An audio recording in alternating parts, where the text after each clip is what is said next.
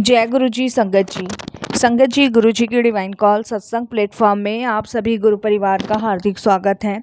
शुक्राना गुरु जी महाराज का कि उन्होंने ये सेवा मुझे बख्श रखी है कि मैं आप सभी गुरु परिवार के समीप आके गुरु जी के कल्याण महिमा अनुभव का वर्णन कर पा रही हूँ। अनंतम शुक्राना मेरे गुरु जी महाराज का।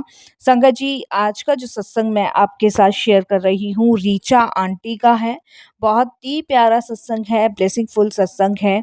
सभी गुरु परिवार से हाथ जोड़ के विनती है, सत्संग को अंत तक सुने, ध्यान से सुने, पूरा सुने, बीच में सत्संग को बिल्कुल भी ना छोड़ें। क्योंकि संगत जी, मैं हर सत्संग में आप सभी से यही रिक्वेस्ट करती हूँ कि सत्संग ही हमारी लाइफ में जो हमें ब्लेसिंग्स मिलने वाली होती है वो सत्संग के माध्यम से ही मिलने वाली होती है। गुरु जी के अनेकों तरीके होते हैं अपनी सत्संग को ब्लेस करने के, उसमें से एक तरीका सत्संग सुनना भी है। संगत जी, कौन सी दृष्टि, कौन सी कृपा गुरु जी की हम सब पे पड़ जाए, ये तो गुरु जी महाराज जानते हैं। संगत जी, इसीलिए मैं हर सत्संग में रिक्वेस्ट करती हूँ, अगर आप भी अपने सत्संग अनुभव हम सभी के साथ शेयर करना चाहते हैं, हिंदी में साफ राइटिंग में अपना सत्संग लिखकर आप हमारी जीमेल आईडी पर सेंड कर सकते हैं, ताकि आपके द्वारा सुनाए गए सत्संग से जो गुरु जी महाराज की नई जुड़ने वाली संगत है, उन्हें गुरु जी के कल्याण महिमा अनुभव के बारे में ज़्यादा से ज़्यादा पता चले। और संगत जी, अगर सत्संग आपको पसंद आए तो आप इसको लाइक कीजिए, सब्सक्राइब कीजिए, ज़्यादा से ज़्यादा संगत में शेयर कीजिएगा। बेल आइकन दबाना आप बिल्कुल ना भूलिएगा, जब भी कोई लेटेस्ट सत्संग आएगा उसका नोटिफिकेशन सबसे पहले आपके पास आएगा। तो चलिए संगत जी, चलते हैं गुरु जी महाराज के सत्संग की ओर। सत्संग शुरू करने से पहले करते हैं गुरु जी का पवित्र मंत्र जाप। ओम नमः शिवाय, शिवजी सदा सहाय। ओम नमः शिवाय, गुरु जी सदा सहाय।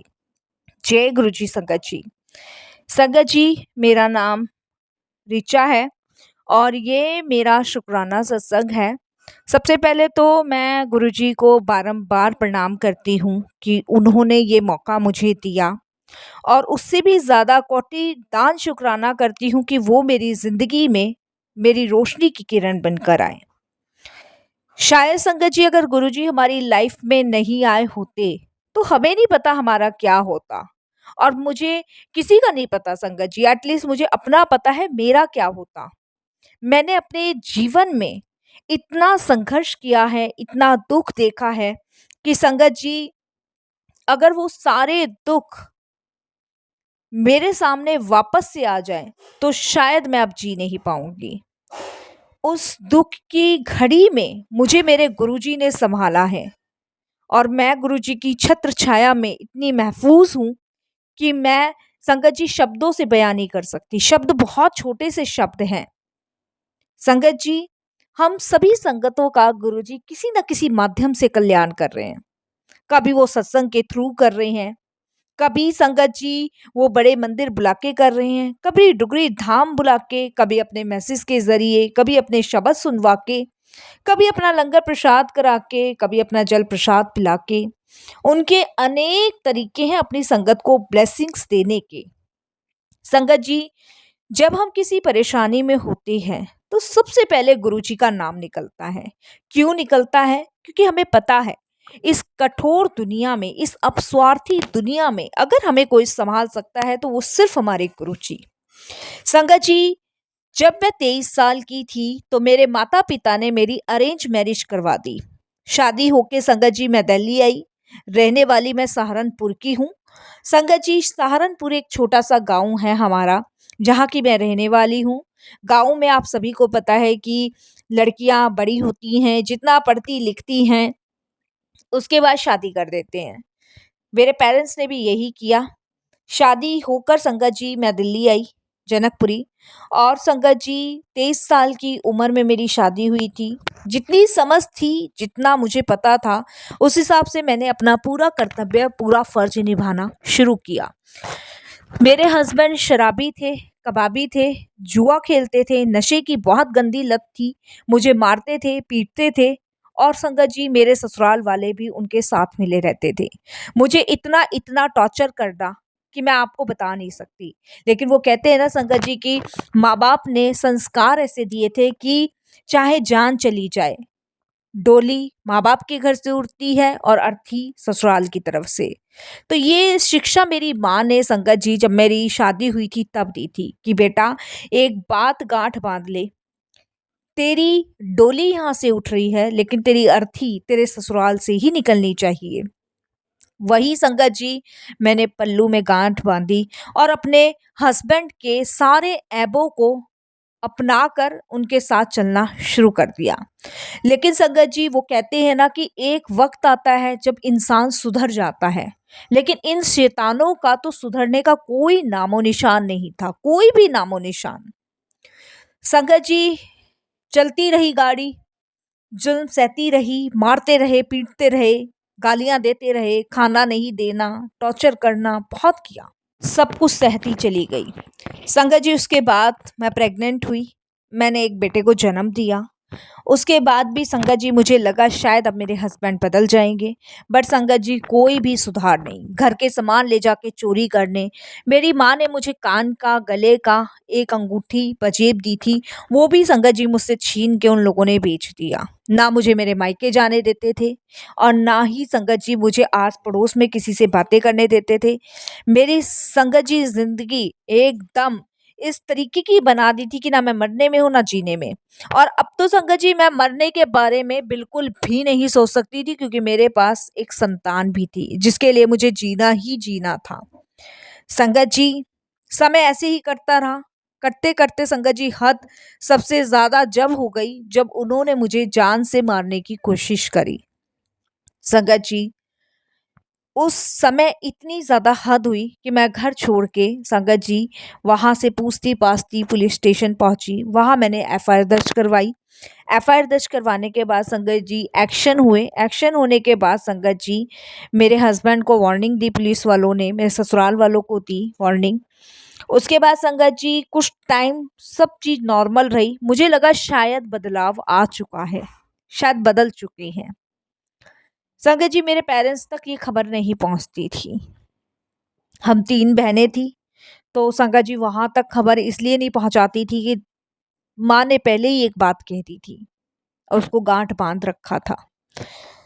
संगत जी कुछ टाइम साल डेढ़ साल सब सही चला। साल डेढ़ साल के बाद संगत जी उन लोगों का वही रवैया, मारना, पीटना, गाली-गलौज सब कुछ करना। फिर से उन्होंने मुझे मारने की कोशिश करी। उस दौरान संगत जी मैंने मन में ये सोचा कि ये मुझे अब नहीं तो फिर मार देंगे। मेरे बार-बार कंप्लेंट लिखवाने से, बार-बार थाने जाने से कुछ नहीं होने वाला। संगत जी मैं अपने बच्चे को लेके भाग गई अपने ससुराल से। उस टाइम संगत जी सिर्फ़ और सिर्फ़ मेरे हाथ में 300 रुपए थे। पूछते-पाछते संगत जी जैसे-तैसे करके रेलवे स्टेशन पहुँची। रेलवे स्टेशन पहुँचने के बाद संगत जी जैसे-तैसे अपने मायके में फ़ोन लगाया, नंबर मुझे याद था। मायके में फ़ोन लगाया, उनको बोला कि मैं वापस सहारनपुर आ रही हूँ, मैं ऐसे-ऐसे वहाँ से निकल आई हूँ। मेरी माँ ने मुझे वहाँ पे आने के लिए मना कर दिया। मुझे बहुत सारी चीज़ें उस समय उन्होंने गिनवा दी कि यहाँ पे आएगी, यहाँ बेइज़्ज़ती होगी, 4 लोग हमें बुरा-भला कहेंगे। इस तरीके से संगत जी मेरी माँ ने पल्ला झाड़ दिया, जबकि मेरी रियल माँ थी। संगत जी मैंने फ़ोन काट दिया, बहुत दुखी हुई, परेशान हुई। कहाँ जाऊँ? वापस उस नर्क में नहीं जाना चाहती थी। संगत जी मैं वहीं रेलवे स्टेशन पे बैठी रही बेटे को लेके।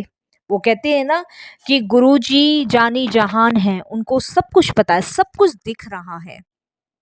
संगत जी उस दिन मुझे अच्छे से याद है, संगत जी उसमें से एक ट्रेन डुगरी के लिए जा रही थी, क्योंकि वहाँ पे बहुत सारी संगत थी जो जय गुरु जी करके जा रहे थे। संगत जी मुझे यही लगा कि मुझे इस ट्रेन के डिब्बे में बैठ जाना चाहिए, ये शायद संगत है कोई। और संगत जी मैं अपने बेटे के साथ उस ट्रेन के डिब्बे में बैठ गई। क्या हुआ दिमाग ने क्या काम किया मुझे नहीं पता संगत जी, मुझे कुछ भी आइडिया नहीं है, बट मैं उस ट्रेन के डिब्बे में बैठ गई जिसमें संगत बैठी हुई थी। संगत जी वो डिब्बा जो था वो पूरा बुक था और उसमें सारी गुरु परिवार की संगत थी, वो डुगरी के लिए जा रहे थे और उस डिब्बे के अंदर संगत जी मैं बैठी थी। तो जो आंटी गुरुजी के डिब्बे को बुक करती थी, तो वो अपनी संगत गिनने लगी। ट्रेन चल चुकी थी संगत जी। उसके बाद मेरे को जब उन्होंने देखा एक बेटे के साथ, तो उन्होंने बोला कि आंटी आप कौन है? आप तो फर्स्ट टाइम हम देख रहे हैं, आप तो हमारी गुरु परिवार की संगत में से नहीं लग रहे। तब संगत जी मैं उनके सामने बहुत रोई। उनका नाम डोली आंटी है। मैं इतना रोई संगत जी, बहुत रोई। तब सभी गुरु परिवार की संगत ने मुझसे पूछा। तब मैंने उन्हें सारी अपनी जो भी बात थी वो बताई। संगत जी उन्होंने मुझे कहा कि शायद गुरुजी ने तुम्हें इसीलिए हम लोगों से मिलवाया है कि हम तुम्हारी मदद करें। उन्होंने कहा कि हम तुम्हारे ससुराल में बात करेंगे। मैंने उन्हें मना कर दी कि मैं उस नर्क में नहीं जाना चाहती। जब उन्हें पता चला कि हमने एफआईआर दर्ज भी करवाई थी और उसके बाद भी उनमें कोई फ़र्क नहीं आया, पुलिस वालों को पैसे खिला के उन्होंने अपनी तरफ किया, तब डॉली आंटी ने मुझे ये कहा कि कोई बात नहीं बेटा, तू डुगरी चल, वहाँ गुरुजी के माथा टेक और उसके बाद तेरे और तेरे बच्चे की ज़िम्मेदारी मैं निभाऊँगी, चिंता मत कर। जय गुरुजी, शुक्राना गुरुजी। वो मुझे डुगरी धाम घुमा के लाए। पहले दर्शन मैंने डुगरी धाम में किए संगत जी, माथा टेका। उसके बाद संगत जी वहाँ से रिटर्न ट्रेन थी शाम की, वहाँ से रिटर्न हुए, दिल्ली वापस आए। घबराई हुई थी, परेशान थी। डॉली आंटी मुझे अपने घर लेकर आई।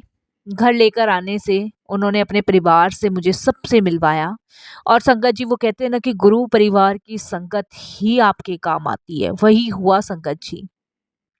सबने मुझे और मेरे बच्चों को सहारा और संगत जी उन्होंने मुझे इस तरीके से अपने घर में रखा जैसे एक बच्चा रखते हैं। उन्होंने मुझसे क्लियर पूछा कि तुम चाहती क्या हो? मैंने बस उनको ये कहा कि मैं कमा के सिर्फ अपने बच्चे को पालना पोसना चाहती हूँ। वो कहते ना संगत जी कि गुरुजी जो करवाते हैं अच्छा ही करवाते हैं।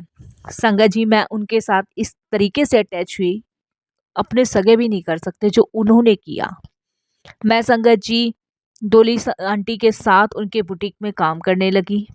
मेरे बच्चे का एडमिशन करवाया उन लोगों ने और उनकी कृपा से और मेरे गुरुजी महाराज की कृपा से आज मेरा बच्चा 7 साल का है।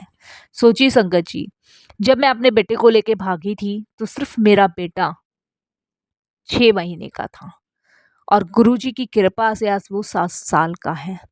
मैं अपना जीवन बहुत आनंद में खुश से जी रही हूँ।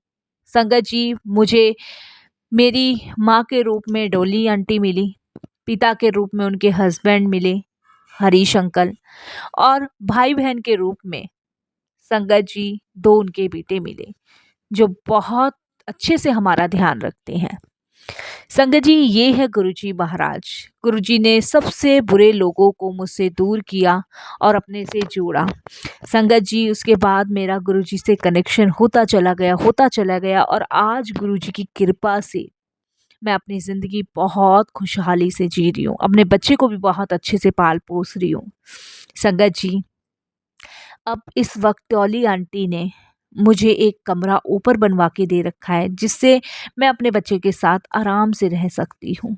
मुझे बिल्कुल भी हिचकिचाने की ज़रूरत नहीं पड़ती डोली आंटी के घर में कि मैं कौन हूँ, ये कौन है। मेरा परिवार ही संगत जी गुरु परिवार है। मैंने पीछे मुड़कर कभी नहीं देखा। मैंने आज तक अपनी फैमिली में फ़ोन नहीं करा, ना किसी के बारे में जानने की कोशिश करी, ना उन लोगों ने मेरे बारे में जाना, ना पूछा। मैं, मेरे गुरुजी, मेरा परिवार। वो कहते हैं ना संगत जी कि गुरुजी उन नेगेटिव लोगों को हम सबसे दूर कर देते हैं जो हमें तकलीफ़ देते हैं। गुरुजी खुद गुरु परिवार हमें देते हैं। तो संगत जी गुरुजी ने सच में मेरी लाइफ़ बदल दी, सच में। मेरा बच्चा बहुत अच्छे स्कूल में जा रहा है। संगत जी आज मेरे पास मेरी कमाई की हर एक चीज़ें हैं, वो सिर्फ गुरुजी की कृपा से। हर कुछ है संगत जी मेरे पास, सब कुछ। जो मेरे पास संगत जी जो एक छोटे से गाँव की लड़की आई थी, ये गाँठ बाँध के माँ ने भेजा था कि अर्थी ससुराल से ही आनी चाहिए। वो गाँठ मैंने कब की खोल दी। गुरुजी ने पल पल मेरा साथ दिया, पल पल मुझे संवारा, मुझे किसी चीज़ की तकलीफ़ नहीं होने दी। डॉली आंटी कहती हैं कि हमें सच में एक बेटी गुरुजी ने बख्शी है जिसकी हमने कभी कल्पना नहीं की थी। संगत जी उनका कहने का तात्पर्य यही है कि जो गुरुजी ने सेवा तुम्हारे और तुम्हारे बच्चे के लिए हमें दी है वो हम बखूबी निभाएंगे क्योंकि ये गुरुजी का आदेश है। और गुरुजी के आदेश को मानना ही हमारा फ़र्ज़ है। सच में संगत जी बहुत अच्छा लगता है। डॉली आंटी अमृत वेला करती हैं, मैं अमृत वेला उठती हूँ, बच्चे को भी वैसे ही संस्कार मिल रहे हैं। सच में संगत जी मेरी डोली तो मेरे मायके से उठ के आई थी, पर मेरी अर्थी, मेरी डोली माँ के घर से उठ के जाएगी। सच में संगत जी मैं अपने आप को अत्यंत भाग्यशाली समझती हूँ कि मैं उस दिन उस डिब्बे में चढ़ गई। अगर मैं उस डिब्बे में नहीं चढ़ती तो मुझे नहीं पता मेरा क्या होता। वो कहते हैं ना, गुरुजी की प्लानिंग हमारी प्लानिंग से कहीं ज़्यादा स्ट्रांग होती है, कहीं ज़्यादा मजबूत होती है। उन्हें हमारे लिए क्या करना है, उन्हें सब कुछ पता होता है। बस संगत जी, मैं ये छोटा-सा मेरा सत्संग था, फिर गुरुजी की आज्ञा होगी, फिर मैं और भी सत्संग शेयर करूँगी। अब मैं वाणी को विराम देती हूँ गुरुजी के मंत्र जाप के साथ। ओम नमः शिवाय, शिव जी सदा सहाय। ओम नमः शिवाय, गुरुजी सदा सहाय। जय गुरुजी, शुक्राना गुरुजी। जय गुरुजी आंटी, बहुत ही प्यारा सत्संग था, सच में बहुत ब्लेसिंगफुल सत्संग था। आपका सत्संग सुन के एकदम से रोंगटे खड़े हो गए, और किसी ने सच ही कहा है, बेसहारों का सहारा गुरुजी हैं। अगर शायद गुरुजी नहीं होते तो हमें खुद भी नहीं पता हमारा क्या होता। बस यही अरदास करती हूँ गुरुजी, ऐसे ही लगाए रखना अपने चरणों से, अपने ध्यान से, और ऐसे ही साथ संगत बख्शते रखना गुरुजी। ऐसे ही आपकी असीम कृपा सब पर बनी रहे। ऐसे बच्चों को, ऐसी दुखी लड़कियों का गुरुजी हमेशा साथ देना, क्योंकि ये आप ही के बच्चे हैं। इनके साथ हमेशा रहना गुरुजी, और उन राक्षसों को बुद्धि देना कि किसी की लड़की के साथ ऐसा ना करें। और उन माँ बाप को भी बुद्धि देना कि खुद का ही जना हुआ बच्चा है, उसके बारे में तुम ऐसा कैसे बोल सकते हो। लड़की लड़के में कोई फ़र्क नहीं होता, सब बच्चे बराबर होते हैं। बस यही अरदास है गुरुजी। मैं भी गुरु परिवार की बेटी वाणी को विराम देती हूँ। जय गुरुजी।